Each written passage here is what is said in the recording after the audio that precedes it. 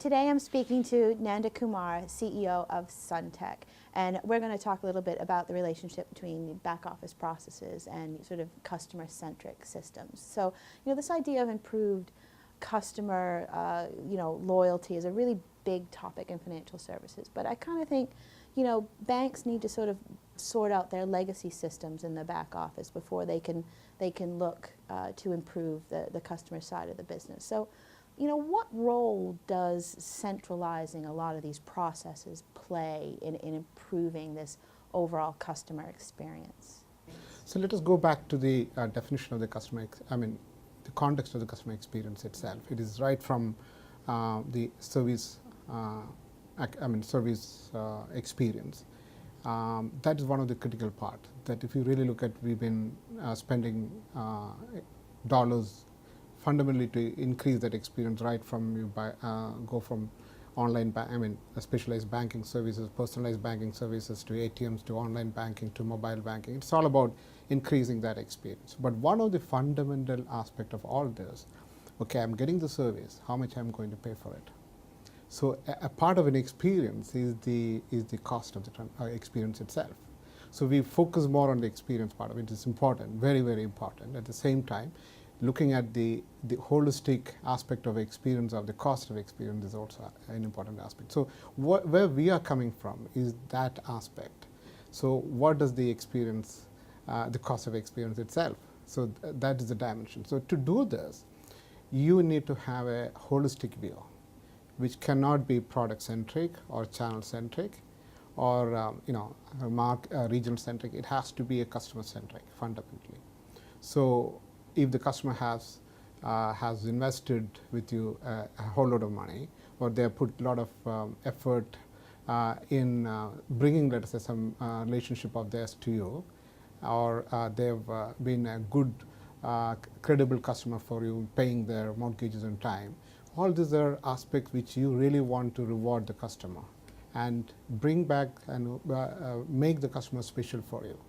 So that's the aspect of managing, having a centralized infrastructure, which is, even though we are using the term called centralized pricing, which is actually a wrong connotation in my view, but then that's what people understand to talk about. We can't talk about anything more, because if we talk about relationship indexes and all, it looks more mathematical. This is something which people can relate. But from that point of view, if you really looking at the holistic aspect of the charge to the client, and looking at that from a centralized perspective is the key theme of what we are trying to do. So what really are some of the strategies banks can use to improve customer loyalty and of course profitability?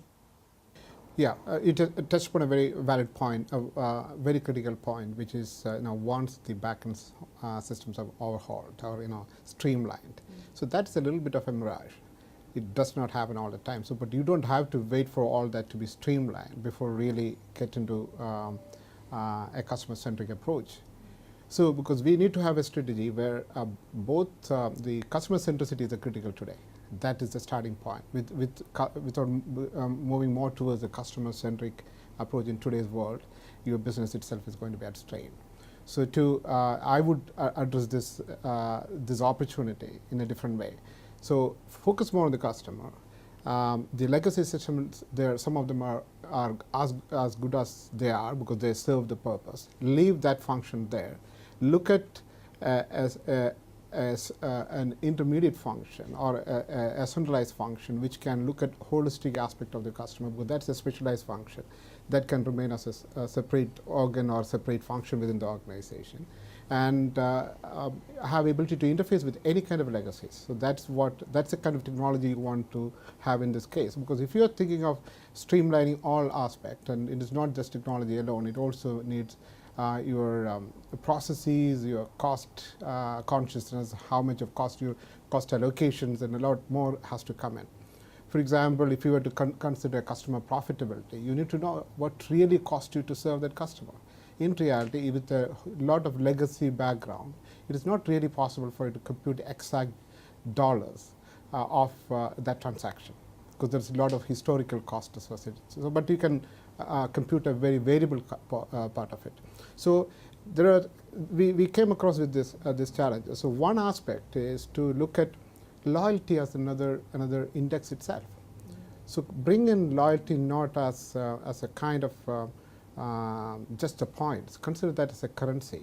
Consider that as an index, based on which you can measure every aspect of what the customer is doing, and use that as a holistic index into your own index to decide how you reward the customer, or how do you increase the experience of the customer. Do you have any case studies, any examples of banks that have used these strategies? We have a few customers we already deployed the solution. They are moving towards this. The key aspect is the loyalty should be looked at as an enterprise, customer-centric across all line of business. Today, if you really look at loyalty systems are more product-centric. One of the things you see, the credit cards and airlines, just for that service. Why not a bank look at the whole as a customer? They can enable a lot of services as part of the customer relationship, which you are doing for, let us say, high net worth customers. Can you take that? That it's not that it's not new to the bank. They are already doing, facilitating the whole financial management for them, even managing some of the lifestyle for them. We are working with some of the banks in the Middle East. It is the branch itself is a lifestyle. It is not about just a branch. They can go there and use their facilities as a business center.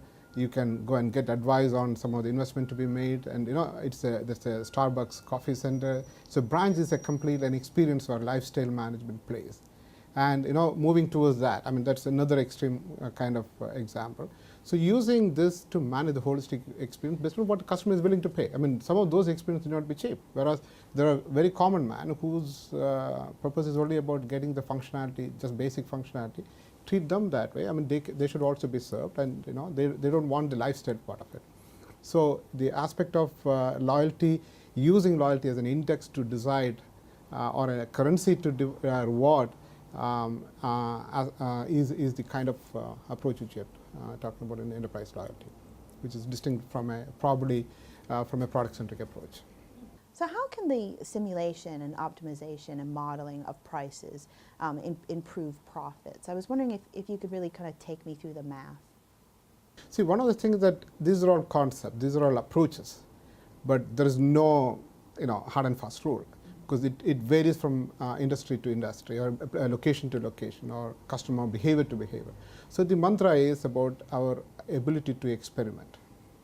When we are doing experiment, one of the things is that you can't go in one track and keep on making mistakes. If you find that is wrong, you need to be able to evaluate your assumptions are right, evaluate your progresses are in line with your other things. So you need to have an ability to model this, not only on a historical perspective, also a little bit on a proactive perspective, on a projection perspective. So when you are doing this kind of transformation, it is very important that you have an ability to continuously model this on a real time. It cannot be a one-off exercise. Typically what you do is, you create a pricing strategy, you get an external consultant who comes and helps you out that, and they roll out a strategy, and that is another 1 to 2 years process.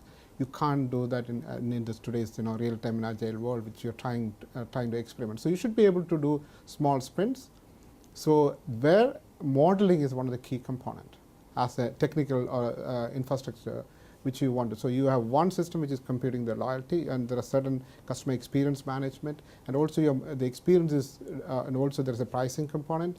And when you're doing all that, you need to be able to continuously take input from this and model it and see how the systems are progressing. If there is any difference, you should be able to correct it. That's where the relevance of the modeling comes into the whole engine, the whole context.